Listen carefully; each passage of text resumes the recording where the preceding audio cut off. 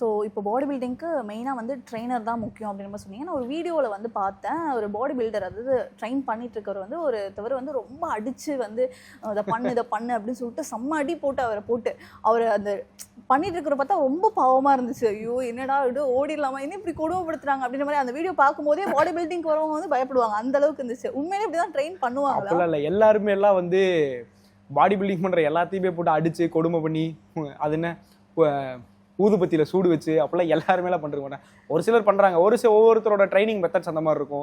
சிலர் சோசியல் மீடியாவில் போடுறதுக்கு அது கொஞ்சம் பார்க்குறதுக்கு நல்லாயிருக்கும், நிறைய பேர் பார்ப்பாங்கிற எண்ணத்தில் நிறைய பேர் அப்லோட் பண்ணியிருக்கலாம்.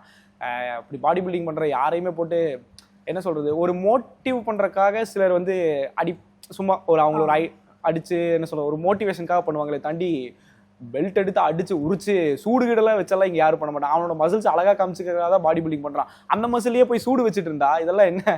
அதெல்லாம் வந்து சிலர் பண்ணுறாங்க, அப்பெல்லாம் யாரும் பண்ண மாட்டாங்க. அந்த மாதிரிலாம் நினச்சி யாரும் ஜிம் வராமலாம் விட்டுறாதீங்க.